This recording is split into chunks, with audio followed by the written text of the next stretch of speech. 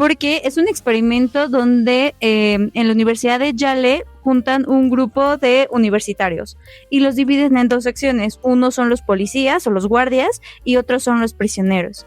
Y se supone que lo que querían analizar pues era el control, obediencia, etcétera, ¿no? Afán de justicia, ética moral, bla, bla, bla, bla.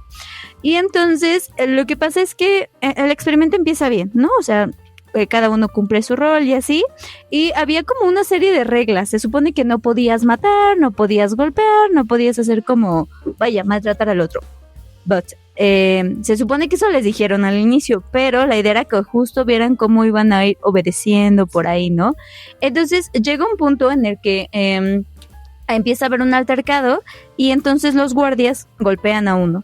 Y entonces esperan las represalias de las personas que están observando el experimento y nada, o sea, no pasa nada.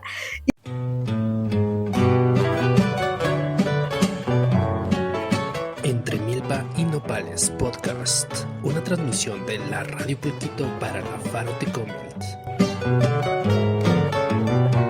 Con Brenda López, Atsiri Vázquez y Berenice Méndez. Controles Alberto Lara. Comenzamos. Hola, ¿qué tal, queridos amigos y amigas? El día de hoy estamos en una emisión más de Entre Milpa y Nopales. Yo soy Beren Méndez y pues les voy a presentar a mis compañeros que nos acompañan hoy. ¿Cómo estás, Bren? Estamos bien, aquí andamos. Hola, ¿qué tal? Aquí una vez más en su espectacular capítulo. Una vez más aquí en el Entre Milpas y Nopales. Pero preséntense, chicos. Ah, sí, mi nombre es Lisa. Aquí Yo soy Santiago. A Santiago y un nuevo invitado que nos va a estar acompañando en estos capítulos. Hola. ¿Cómo te llamas? ¿Cómo te gusta que te digan? Dan Flow.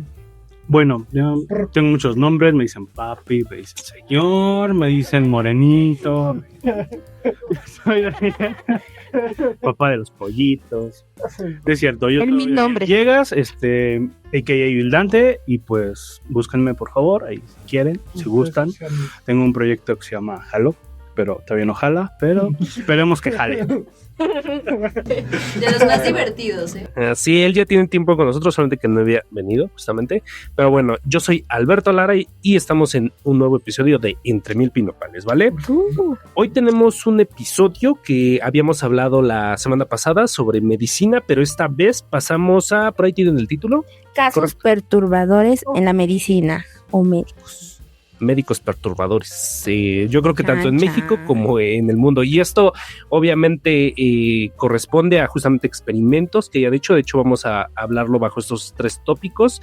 Lo que es experimentos que hayan realizado, medicina perturbadora que haya salido de esos experimentos justamente, y tal cual médicos que hayan sido asesinos o que hayan hecho cosas que de los que, pues, por ejemplo, ya para empezar, habíamos hablado la semana pasada y con eso terminamos, nada más que no terminé de informarles completamente sobre el cirujano francés Joël de Suarnec. Él tiene 74 años y resulta que mientras que sus víctimas dormían, o sea, dentro de lo que son las cirugías o diferentes tratamientos que les hacía, él abusaba de ellos. En total se tiene registrado 299 personas, de las cuales 256 son menores de edad. La más pequeña es de 1 año y la mayor es de 70 años. Ajá, en 2004 a él ya se le había encontrado pues imágenes y videos de índole pues explícita, pero de menores, ¿vale? Y justamente, o sea, la comunidad en general no tomó realmente cartas en el asunto y siguió abusando. Hasta apenas se le está por dar 20 años, que es la pena máxima lamentablemente en Francia, y no se puede además añadir más por tantos casos, y básicamente para mí 20 años es poquito para todo lo que hizo, ¿vale? Bueno, ¿qué opinan respecto a este caso omiso que toda la comunidad de salud, porque ya había, ahora sí que este tema ya se había notado lo que hacía hizo caso omiso a lo que estaba sucediendo, ¿no? ¿Ustedes creen que es fallo del sistema o él verdaderamente pudo engañarlos. Más bien creo que, bueno, sí es una situación de tremendo poder de que tienen estos doctores a veces. Realmente muchos de ellos suelen ser dueños incluso de las mismas clínicas a las cuales pues cometen estos actos. Pero también supongo que, o sea, no puedes esconder algo que es muy obvio, y yo creo que sí tuvo ayuda y fue un completo silencio por parte de muchas personas, por las cuales pues se dio este monumento fallo de que ni siquiera, o sea, ya lo sabían, pero ni siquiera lo agarraron, no hicieron caso, lo omitieron completamente. Igualmente hay un doctor que justo hablamos la otra vez que se llama Donald Klein. Tiene de hecho un documental en Netflix.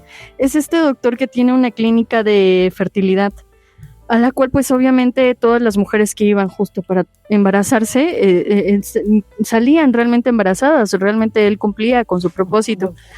Resulta... Este señor era el...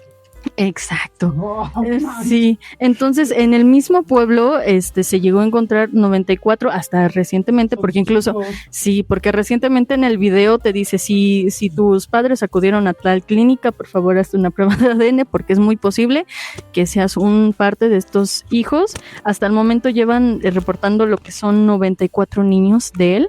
Y pues es que uno se queda con el tema de que a lo mejor trató de que realmente las mujeres realmente salieran embarazadas de allí, pero también había un tema muy raro de que él buscaba como esa supremacía aria, porque todos sus hijos eran de mujeres rubias, de mujeres blancas, solo procuraba embarazarlas, y todos sus hijos, o la mayoría de ellos, son rubios y de ojos azules. Él buscaba eso, que fueran así, entonces sí está muy turbio. Sí, claro. Su ejército No. nazi. Pero también pienso, o sea, por ejemplo, algo que se ha presentado en unos casos, hasta apenas no recuerdo el nombre del doctor y lo estaba buscando, que justamente en unas clínicas aquí de México también se encontraron evidencias de que uno de los doctores en cirugías a veces violaba a sus pacientes, ¿no? Y esto fue porque pues ya le habían visto como conductas extrañas y una enfermera se atrevió a grabarlo, pero no tengo el dato ahorita, más adelante se los pongo si lo encuentro. Y yo creo que también tiene que ver mucho con que existe, sí, pues una impunidad, pero también existen muchos cómplices, como bien decía Bren, ¿no? O sea, yo creo que de pronto, como mi compa es el médico y tiene su clínica y me pasa casillas y hay mucho varo, ¿no? Pues entre ellos se cubren, entonces creo que también es como muy difícil. Y algo que pensé del caso que nos compartes es que imagínate que, o sea, tus papás fueron y tú eres hijo de este vato y tú ni siquiera sabías, y a lo mejor salimos entre nosotros, ¿no? Ajá, justo, ¿no? O sea, imagínate que te acostaste con un hermano tuyo sin querer, porque justo este compa, pues, que esas cosas, yo bien random, perdón. No, de hecho sí, porque justamente todos eran del mismo pueblo. O sea, creo que no estaba razonando realmente lo que estaba haciendo, porque sí tienen mucho cuidado entre ellos me da miedo ir caminando por la calle, de hecho una de ellas lo hice, y que todos o una gran parte de ellos sean realmente mis hermanos. Yo ya no sé en quién confiar, y sí lo dice porque quién sabe, realmente nunca lo plantearon, pero no dudo que no se haya dado esta unión. Sí, me entiendo. Hijo. ¿Te imaginas el vato caminando por la calle? ¿Qué onda, carnal? Y si es su carnal. No, pues no nos vayamos tan lejos. De hecho, hay una investigación médica durante la era colonial, en donde también hacían algo similar, pero aquí los europeos a menudo realizaban experimentos médicos en personas indígenas sin su consentimiento. Utilizaban a los pueblos indígenas como sujetos de prueba para enfermedades infecciosas, vacunas y otros tratamientos como los que ya veníamos mencionando anteriormente, y estas prácticas fueron profundamente deshumanizadas. Eso también lo hicieron con la población afroamericana en el norte. Uh-huh. Bueno, yo sí quiero hablarles de Henry Cotton, el psiquiatra que mutilaba a sus pacientes. A mí me pareció muy interesante él, porque justo, o sea, miren, desarrolló un tratamiento basado en la creencia de que los trastornos mentales eran causados por infecciones en el cuerpo. Él creía que, por ejemplo, tú tenías una infección en los dientes, entonces esa infección viajaba a tu cerebro y era lo que causaba ciertos trastornos, pues, mentales. Entonces, ¿qué era lo lógico para él? Era quitarle los dientes. Ajá, pero si aún así esto seguía mal, significaba, pasaba a quitar amígdalas y otros tejidos. Si no funcionaba y la víctima, más bien el paciente seguía, es que justamente... ¿En qué punto se convierte en víctimas? Yo creo que desde ¿No? que te quitan los dientes. Cuando te quitan un diente porque tienes una afección psicológica. Justamente. Bueno, el caso es de que Es si el no diagnóstico funciona de la ni las cuestión amígdalas. psicológica.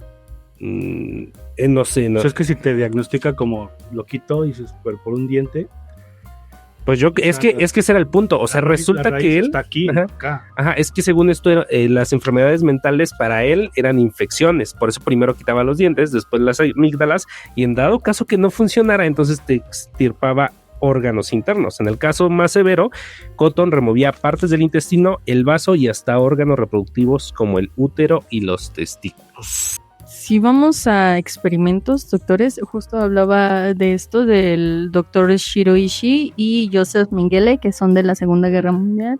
Estamos hablando de personas que están muy enfermitas, la verdad. No hay otra manera de decirlo. Hacían experimentos, obviamente con sus enemigos. El doctor Shiro llegó a matar a lo que son de, 200,000 a 580,000 personas, obviamente esto con ayuda de las epidemias que él provocaba, aparte de sus experimentos con mujeres, hombres, los dividía. Obviamente también vamos con Joseph Mengele y su gusto por los gemelos y los experimentos que tenía con ellos, con las mujeres embarazadas.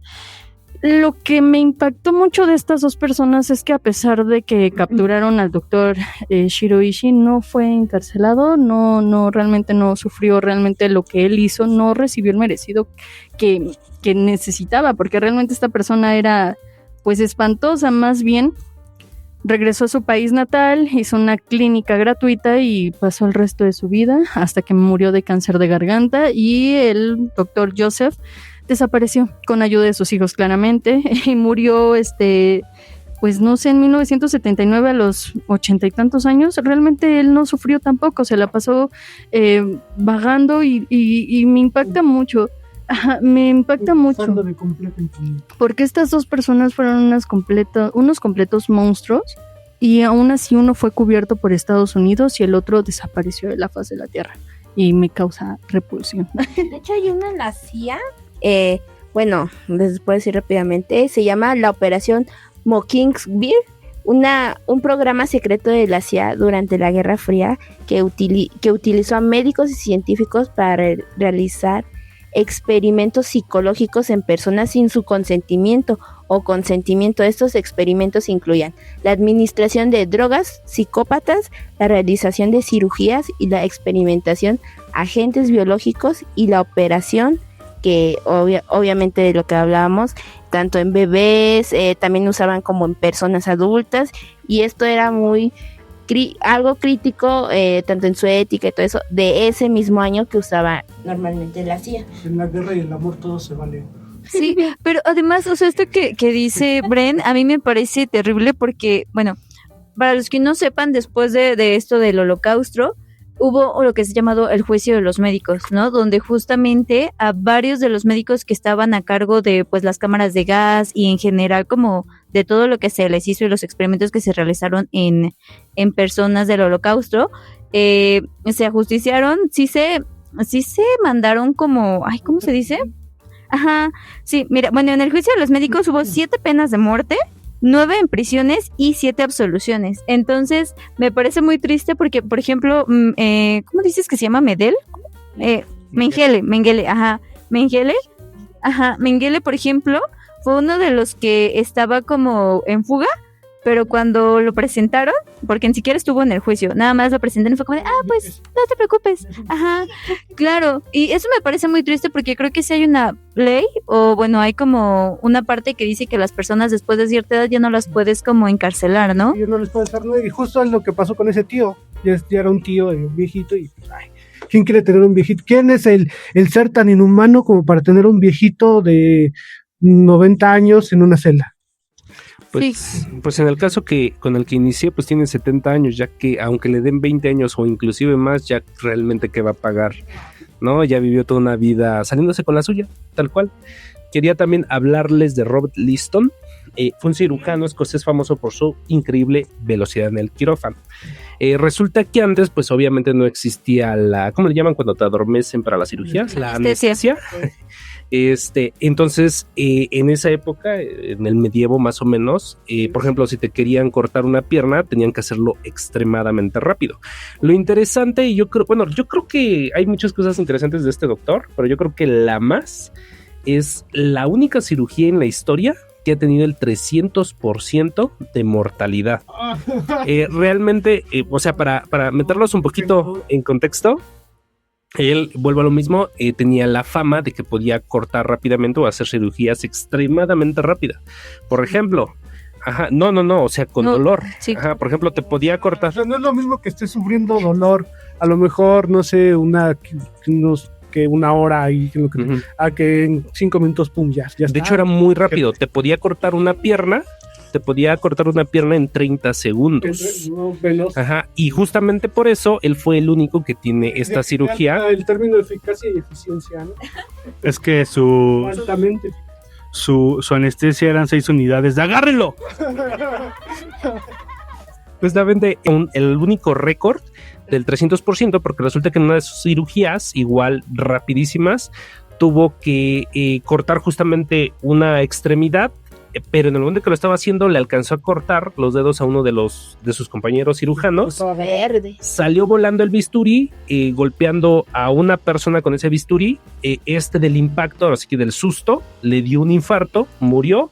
El que le cortó los dedos murió de gangrena y el paciente también murió. 300% de mortalidad por eso. La única operación donde no solamente no han salvado al paciente, sino que además otras 2 personas murieron. Sí, justamente. Bueno, pero no sé si lo abordaron en el programa anterior, pero por ejemplo, es que muchas de estas como técnicas que había estaban bien salvajes. Por ejemplo, una de las otras cosas que hacían era que te echaban brea hirviendo para cauterizar según una herida, y entonces ya cuando la brea se enfriaba te quitaban como el taponzote ese de brea, además de que era súper doloroso.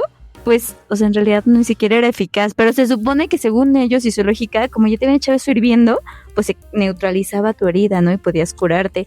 O cuando tenías hemorroides, más o menos igual en el medievo, te metían un tubo de hierro hirviendo así en el ano para que pudieran quitarte las hemorroides según te cauterizaban. Este doctor del que nos estás hablando, ¿en qué año fue? Estaba. Se los dejo aquí en la pantallita más o menos. Sí, lo tengo, 1794 a 1847. Bueno, o sea, yo creo que estabas toda hablando la medicina medieval. más eso no es tan medieval, bueno, sí está medieval, pero Pero es que yo creo que era más mayoría- contemporáneo. No, Pero es 1700, estamos hablando como de la ilustración. de hecho, o sea, no todo fue malo en él. De hecho, no fue todo malo en él. Él, de hecho, propuso las primeras anestesias con éter. O sea, de hecho, también es muy recordado por eso. Es que como dijiste bisturí, creo que en ese entonces no había, ¿o sí? Se me fue la onda, te estoy diciendo. Es que toda la No tengo medicina todo medieval perfecto. era Sí, cuestionable. Sí, nada más cuida tu cronología entonces, ¿no? ¿Cómo? Que cuide su cronología. Ay, Fue con un hacha. Un hacha, ya revisé un hacha recién afilada. De hecho, la había utilizado media hora antes Claro. para cortar un árbol, pero ya después... Era una daga de obsidiana, así que acababa de afilar así, tal cual. alguien me... Bueno, pasamos con... Ok, si nos vamos por personas que... Ay, tenía apuntado aquí. Miren, ya no lo tengo. Es que A lo mejor el doctor Andrés Besalio de 1564, que fue el primer persona en medio de la Inquisición en abrir un cuerpo. Obviamente en ese tiempo estaba súper prohibido porque no podías tocar cuerpo ni abrirlo, mucho menos, era muy escandaloso. Él fue el fundador de la anatomía moderna y fue, en realidad lo mataron o lo sentenciaron a muerte por el hecho de que descubrió que los hombres sí tenían los 2 costillas, y no se arrancaron a una y se la dieron a la mujer, y como demostró esa obviedad, pues obviamente la Inquisición decidió pues callarlo.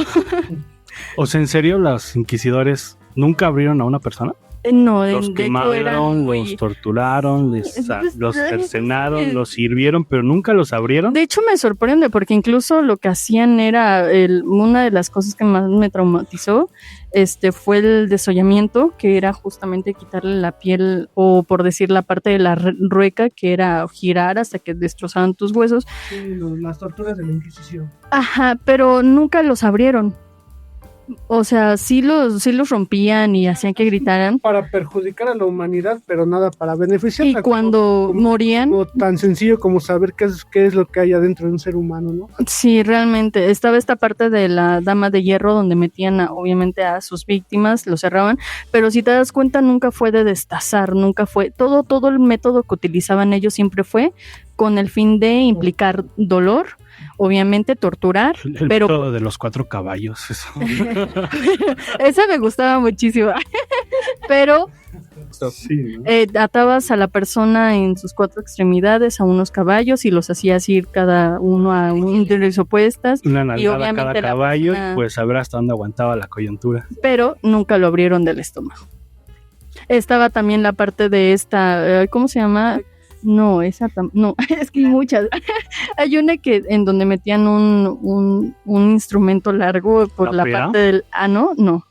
Y empalar. Y te atravesaba todo hasta que salía por una parte de tu cuello o por parte de tu boca, pero no lo abrían. Exacto, ese era un problema que tengo mucho con la Inquisición, de que realmente se esforzaron por hacer instrumentos que implicaran el dolor En el nombre de Dios. en el nombre de Dios, pero nunca hicieron estas maldades como abrir un cuerpo o investigar realmente lo que estaba pasando con Sería buen tema para el siguiente, bueno, que sugiera la audiencia, los peores crímenes de la Iglesia Católica, y hay cosas muy interesantes. Ándale, estaría bueno. Pues creo que el peor es que exista, ¿no? Debatible. Bueno, Y yo debatible. Tema para debate. órale, va. ¿Cómo se llama? ¿Tienes algún otro o paso a otro? Yo quería hablar del experimento de Milgram. Este es un psicólogo que se llamaba Yale Stanley Milgram.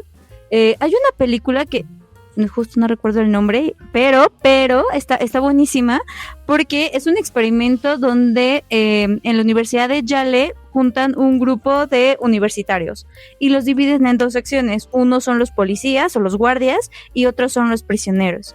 Y se supone que lo que querían analizar pues era el control, obediencia, etcétera, ¿no? Afán de justicia, ética moral, bla, bla, bla, bla. Y entonces lo que pasa es que el experimento empieza bien, ¿no? O sea, cada uno cumple su rol y así, y había como una serie de reglas. Se supone que no podías matar, no podías golpear, no podías hacer como, vaya, maltratar al otro. But, se supone que eso les dijeron al inicio, pero la idea era que justo vieran cómo iban a ir obedeciendo por ahí, ¿no? Entonces llega un punto en el que empieza a haber un altercado y entonces los guardias golpean a uno. Y entonces esperan las represalias de las personas que están observando el experimento y nada, o sea, no pasa nada. Y entonces ellos se dan cuenta de que pueden empezar a castigar y ejercer control y violencia y nadie les va a decir nada. Entonces llega un punto en el que pues se vuelve insostenible porque justamente los que son los guardias ya están como completamente, o sea, siendo violentos, y los prisioneros, pues al recibir la violencia, pues empiezan a defenderse y se vuelve como toda una trifulca ahí. Entonces, es un poquito más o menos también siguiendo la idea del Señor de las Moscas, el libro, pero, o sea, sí, está bien cabrón, y al final, pues, obviamente se canceló porque, pues, sí terminaron con daños psicológicos las personas que estuvieron ahí, tanto prisioneros como los otros, porque incluso llegaron a haber asesinatos, me parece, ¿no? O sea, ¿hasta qué punto un ser humano es capaz de dañar a otro o ser bueno? Sí, es también muy parecido a otro experimento. No sé si era... No estoy muy seguro, no recuerdo bien cómo estuvo. La cosa es que en una escuela de California había un maestro, llegó de intercambio y implementó un programa, no sé, como en su grupo, que se llamaba La Tercera Ola. La Tercera Ola, entonces empezó con su grupo. Y les dio un sentido de pertenencia a esos chavos, pero era una pertenencia exclusiva. Solo los que estaban en ese grupo eran parte de.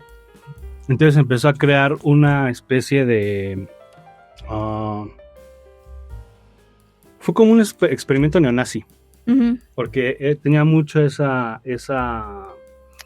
jerarquía. Hizo aparte, eligieron los chicos como que los más grandotes, y ustedes van a ser los policías, y ustedes me van a reportar quién está haciendo bien, quién está haciendo mal, y luego empezaron a tener un saludo secreto, y después de otras escuelas empezaron a llegar a esa clase. No, primero fue de otros salones, Ujú. después de otros grados, y al último de otras escuelas del mismo California empezaron a llegar con ese maestro, y ya todos se reconocían con su saludo y que la tercera ola y todo este rollo y todo esto, adivinen en cuánto tiempo sucedió. Una semana. Sí. No inventes, o sea, ¿en serio? En una semana adoctrinó Los chavales para adoptar toda esta estructura. adoctrinó a todo yo creo que una parte de las escuelas en California de su condado. Es que lo atractivo que es la ideología para o sea, cumplo con todos los requisitos, soy blanco, de ojos azules, alto, rubio, obviamente soy perfecto, ¿no? Y es esa la ideología que seduce a los jóvenes justamente cuando están complementándose su identidad, y es lo peligroso de este tipo de ideologías, ¿no? Hasta donde me acuerdo no había perfil racial, pero pues sí, esa es la idea. Y no ha sido el único experimento de maestros psicólogos a sus estudiantes. Recientemente también hubo un maestro que justo quiso probar este tema del bullying. Acabamos de salir de allí. Y obviamente la supremacía que le das o el poder que le das, ¿no? Entonces, dividió a los niños, a los de ojos cafés les dio un día, creo, completo lo que es el poder, de que eran mejores y todo eso, y a los de ojos azules les dijo que no, que ellos eran los malos, los débiles, y vio justamente este comportamiento de cómo los niños que eran los más débiles sufrían una disminución de la atención a su clase, de cómo levantaban menos la mano, de cómo se asustaban más rápido. Incluso pudo ver cómo los niños de ojos cafés empezaban a tomar ese poder que tenían en sus manos y a mandar, a pegar, a hacer bullying. Justamente el día siguiente Una civilización. invirtió los papeles. Ahora lo del poder eran los niños de ojos azules y los de ojos cafés eran los débiles, y volvió a suceder lo mismo. Se adoctrinó muy grupo. rápido en el mismo grupo. Entonces, ¿qué les parecen este tipo de experimentos en alumnos y en niños? Estupidez para mí. Pues de hecho, yo siempre lo he pensado que en mi grupo, en la secundaria, nos ponían por como promedio. Yo decía, bueno, pues sí, es que claro. esto está bien terrible, ¿no? Y de hecho, se le criticaba a la profesora, pero era la asesora, ¿no? Y entonces ponían ahora sí que la calificación más alta hasta un extremo y la calificación más baja hasta el otro extremo. Sí, totalmente. Entonces sí, yo me sacaba de onda porque justamente, o sea, no era ni por apellidos, nada, sino era por calidad de calificación. Entonces, pues siempre me pareció un tanto antiético, más que nada. Claro. Falta de... No solo eso, o sea, es que creo que justo algo que decía Santi es que te parece atractivo porque te ponen en una posición superior, si eres afortunado, ¿no? Aparentemente. Pero también, o sea, como que este ejercicio de poder, además ya lo tenemos como tan introyectado porque lo vemos todo el tiempo, que no nos parece difícil tanto adoptarlo. Por eso, ahorita que dijo Dani que fue una semana. En las telenovelas, la chacha siempre es la mujer morenita y acá, y las patronas de las telenovelas son las rubias estas que viajan a Europa y andan acá, ¿no? Claro, claro. Sí, o sea, por eso tal vez nos parece tan raro. Bueno, rápido, las películas de que estábamos hablando del experimento, uno se llama El experimento de la cáncer de Stanford y el otro solamente se llama El experimento. Las encuentran en, no sé, podemos decir, Netflix. Sí, no, en Prime, Patrocinen Netflix acá. en la azul y en la rojita. Tantos millones acá en México. Patrocínanos, México. Órale, pues. Si hablamos de personas que han impulsado algunas películas, podemos hablar del mexicano Alfredo Valli Treviño, un doctor joven médico que impulsó este libro de al magnífico doctor Lecter, entonces fue un mexicano, en efecto fue un doctor, fue muy joven, mató a un joven alumno, compañero creo que de él, lo descuartizó, lo metió en una caja y lo tiró en una granja y lo agarraron y no se descubrió, más bien no se comprobó que realmente hayan... ¿En qué año es este? En 1931. Nació él, 2009 falleció.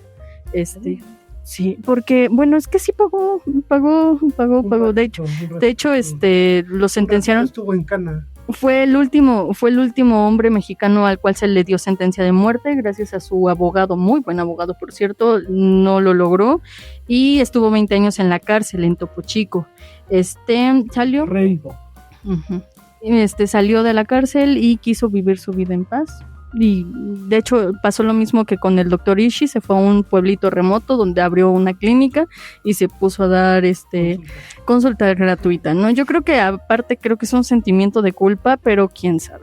De hecho hubo otro, esto ya es como más en la actualidad, igual no me acuerdo que era un científico, pero no recuerdo en qué doctorado, pero él lo que hacía era de buscar a sus víctimas por Facebook, enamorarlas. Sí, le vas a decir mi caso, el que yo traía. Perdón, las enamoró. Los complementamos, exacto. No, lo que era de que los enamoraba, se hacían pues que novios y todo eso. Al final llegaban lo que es a su casa, las pasaba, dice, pues un cafecito o algo así. Y ahí es donde agarraba a la víctima, las descuartizaba. Al final, lo que él hacía era meterlo todas sus partes en una hielera para así poco a poco irlas como sacando, quitando parte por parte para él cocinarlas después y él comérselas al final. Y lo único que recuerdo que encontraron era que todos sus platos, lo único de la víctima eran los huesitos todos limpios. Bueno, ya el caso de Atsiri no sé si sea el mismo, pero es el de un científico del Instituto Politécnico, igual ocurrido acá en México, que pues igual de la misma manera seleccionaba a sus víctimas. Ya saben, todas estas personas enfermas tienen a su tipo de víctima. O sea, no quiere decir que bueno, vamos, el perfil de la víctima, personas en situación de vulnerabilidad, ¿no? Que recurrían a esos lugares, pues a esas personas, pues con el fin de ver realizada alguna promesa que estos tipos les hacían, la misma situación. Y lo realmente escandaloso del asunto es que prácticamente fue detenida esta persona por azares del destino, por casualidad, porque bueno, resulta que había seducido a su última víctima acá para que pues abusar de ella. Y cuando, o sea, como era su vecino, entra la mamá, se da cuenta la mamá del feminicidio, y pues es cuando ya comienzan a gritar y a pedir ayuda, y es como logran detenerlo. Pero esas personas al mismísimo estilo de Jeff, ¿cómo se llama? De Dahmer, es de que, o sea, de alguna manera, o sea, la policía las tiene identificadas, ya los entrevistó, ya supieron que habían incongruencias en sus versiones, ya tenían todos los elementos, pero por razón, o sea, se trataba de un científico respetable que hablaba 5 idiomas, y además que era un lector y una persona de... ¿No era el caníbal de Iztapalapa? De muchísima, creo que sí, de muchísima cultura. Entonces deciden ponerlo en libertad. ¿Por qué? Pues por ese, o sea, creo que, o sea, temas raciales, ¿no? De entre todos, el asesino eres tú porque tienes estas características, él no, pese a que él lo haya hecho. Es que creo que vamos con este tema de que creemos a los médicos ángeles. De hecho, se le tiene el título a todos los médicos, enfermeros como ángeles, ¿no? Salvavidas. El juramento hipocrático. Ajá, justo. Y realmente pues no alcanzamos a ver que pues detrás de esos títulos de médicos, máscara, enfermeros, pues hay personas, humanos, y uno de ellos, que de hecho quiero hablar de 2 casos, es el doctor Harold Shipman. Híjole, si tú ves su foto, se ve como un doctor Simi. O sea, su carita es súper bonita, súper lindo, se ve muy tierno el doctor, pero en realidad pues es un monstruo. Sus víctimas van desde 218 hasta 500 que no se pudieron comprobar, en el cual pues él se aprovechó de este título de doctor para justamente decirles a los familiares, no, pues ¿qué crees? Que la cremación es muchísimo mejor, para que realmente no descubrieran lo que él estaba haciendo dentro del hospital. Él tenía todas las armas para decir, pues es que murió de esto, ¿y quién le va a dar la contraria si él es el médico? Entonces sí hubo muchas partes en donde pues, no te quedas pensando en qué tipo de doctores realmente tenemos, y esto es algo que le puede pasar a todo mundo. No nos vamos muy lejos. En Uruguay estuvieron estas dos personas, estos dos hombres enfermeros, que se les adjudicó el nombre, el título de ángeles de la muerte. Mataron a 16 personas que según ellos lo hacían porque sentían pena por ellos, porque no querían que sufrieran, pero realmente pues estas personas estaban compitiendo para ver quién mataba más personas. Entonces sí te quedas como de, ¿yo con qué certeza puedo ir a un hospital, a un doctor y pues sí dejarles mi vida en sus manos, sabiendo que tal vez no sean ellos los indicados realmente para estar allí? Estas dos personas fueron descubiertas porque hubo una muchacha que dijo, oigan, es que mi mamá iba bien, mi mamá solamente tuvo creo que fue... El típico caso de IMSS, le iban a llegas con un dolor de cabeza y te terminan, ¿no? Justo, ella iba porque creo que tuvo un preinfarto o algo así, pero ella no iba a morir y salió muerta. Entonces la muchacha, pues sí, listilla, se dio cuenta y fue que denunció, y desde allí, abriendo obviamente esta situación, se dan cuenta que pues llevan 16 personas y que en realidad ellos estaban jugando al tema de poder, de yo tengo en mis manos la vida de estas personas. Bueno, antes de continuar, cabe recordar que, o sea, sí, hay doctores que pues han sido terribles, ¿no? Pero ciertamente la mayoría, el 99% de doctores... Sí. Justamente los doctores, o sea, ese dicho de matasanos, aunque sí se ha vuelto de alguna manera popular muchas veces, sobre todo en generaciones pasadas, yo creo que el sector salud, su gran mayoría, por supuesto, es de calidad. Que sí, hay uno que otro que yo creo que con el tiempo pues se va deshumanizando de alguna manera de ver tantas cosas y por supuesto se vuelven fríos, ¿no? O muchas veces la misma personalidad de la persona pues tiende a eso, ¿no? A hacer hasta cierto punto cosas que otras personas más empáticas verían como malvadas. O sea. Justamente, porque estamos hablando por decir, hay mucho de esto, porque he tenido amigos médicos que me han confirmado, no es que la enfermera venía de malas, no es que la enfermera venía cansada por su hijo, no es que la enfermera venía del rompimiento de su novio, es que a la enfermera se le murió su mamá. Yo entiendo, somos humanos como siempre, pero yo creo que si tenemos una mala situación, lo mejor es no prestar, no sé si decirlo, no sé, no soy médica, pero realmente no creo que sea conveniente que tú asistas a trabajar con tantos problemas en tu cabeza, porque esas cosas realmente crean problemas en el trabajo, quieras o no, y en un sector salud, yo creo que sí rinde entre la vida y la muerte de un paciente, porque sí ha habido muchos errores de que, uy, híjole, se quedó dormida, es que no durmió. Y también tenemos un grave problema porque creo que los horarios extensivos que tienen los doctores están de pánico, de que entran de las 42 a 70. Bueno, más bien antes de continuar, para que no se nos olvide. Ok, paréntesis. Sábado 1 de marzo, cuentacuentos. Faro Tecomil, 13 horas, entrada gratuita. Acompáñanos, por favor. Vengan. Tiempo de mujeres, gráfica 8M. 8M por el 8 de marzo. Claro. Ok. Gráfica 8M, jueves 6 de marzo a las 12 horas, aquí mismo en el Faro Tecomil, ya saben. Está el tendedero gráfico por parte del taller de serigrafía. Aplausos.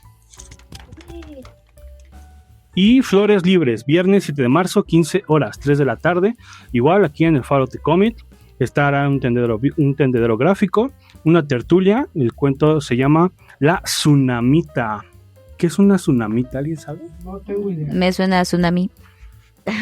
Pero no sé qué sea. O sea, no sé qué sea.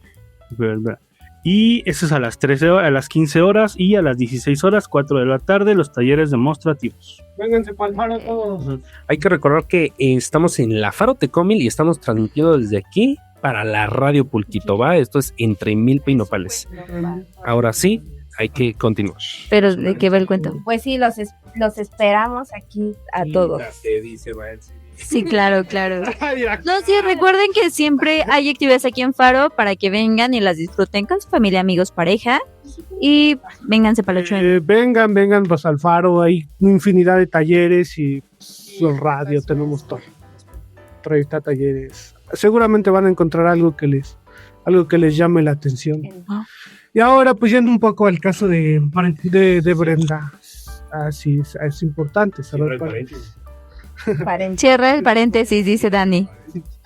Bueno, yendo un poco al caso de Brenda, con este sentido de que las personas acá malhumoradas, que doctores, personal de la salud y más bien yo siento que al final de cuentas todas las personas, todas al final de cuentas no somos más que una cifra, somos un número y al final de cuentas el comportamiento de una clínica, de un hospital y el de una refaccionaria de un taller automotriz donde reparan coches no se diferencia muchísimo, salvo que en el hospital están trabajando con vidas humanas y en el otro están reparando coches y en el otro te dan una garantía y etcétera. ¿Qué quiero decir con esto?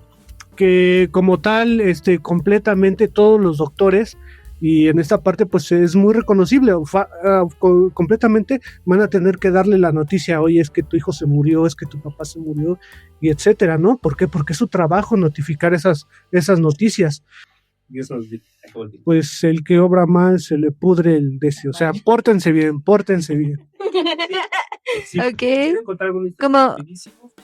igual no, yo para ir concluyendo creo que es bueno recordar que son seres humanos los doctores, obviamente a veces no se ve, pero En estos casos no se vio. en estos casos no se vio tanta su humanidad, pero también, o sea, por ejemplo, hay cosas en las que sí influyen. Recordemos que al menos en México también el tema de salud es bastante eficiente, ¿no? Pero pues igual cuídense, igual si ven alguna cosa rara, no les gusta, hay que reclamar siempre y ya, fin, besitos. Pues sí, en efecto somos Dinamarca. El problema es que Dinamarca no llega a México. En efecto, sí, son humanos. Son humanos detrás de un título, todos somos humanos. Abogados, doctores, en este caso. Todos, no estoy diciendo que todos los médicos sean malos, pero obviamente habrá su excepción. Tengan mucho cuidado. Y nada más, realmente está muy turbio el tema. Sí, todo está tan turbio que, bueno, ya rápido para terminar, les puedo dar algún caso breve. Esto pasó en 1551, el caso de Henrietta Lacks, una mujer afroamericana y que fue diagnosticada con cáncer cervical sin su consentimiento. Y esto tomaron células de ella, de tumor, y lo utilizaron para crear la primera línea celular inmortal en ese año. Entonces sí les puedo decir Déjala. Entonces sí Conclusión. mi conclusión, sí. Entonces les puedo decir que pues esto es una ética médica y que pues todo lo que estábamos diciendo aquí pues se debe tratar con mucho respeto. ¿Tu conclusión, Dante? Pues, ¿qué les digo? Creo que la salud mental es algo que se deja de repente muy de lado. Y pues este tipo de individuos, a los médicos, enfermeras, sí deberían de tener especial cuidado precisamente para detectar a tiempo ese tipo de conductas, ese tipo de situaciones que pues van desde los que echan carreras a ver quién mata más hasta los que hacen apuestas a ver qué pacientes siguen morir. Ese tipo de situaciones pues creo que es importante. Bueno, pues esto fue Entre Milpa y Nopales. Yo soy Alberto Lara. Nos vemos la siguiente semana. Les vamos a tener nuevas sorpresas como debates. Ahorita nos vamos a poner de acuerdo para hacer debates aquí. Ajá, ¿algo que quieras decir? No, sí, una práctica médica que sigue siendo muy debatible para mí y como ya se viene el 8M, la mutilación genital femenina. No. Está horrible. Ajá, está horrible, sigue siendo inhumana. Cuando puedan, hagan algo al respecto, no. Le cortan el clítoris a una mujer para que no sienta placer cuando tiene relaciones. Y eso, ¿en dónde viene? Se hace usualmente en África, sigue siendo hoy realizada para muchas personas afrodescendientes, aún en América, en muchos lugares, y se está haciendo una lucha porque es un derecho. O sea, no tenemos derecho al placer como mujeres, pero también a que no se nos mutile de ninguna manera. Esto fue Entre Milpa y Nopales. Nos vemos porque ya nos tenemos que ir. Adiós, Corre, besos, que nos corre. besos. Saludos. Esto fue Entre Milpa y Nopales, una transmisión de Radio Pulquito para la Farte Comics. Nos vemos en la siguiente transmisión.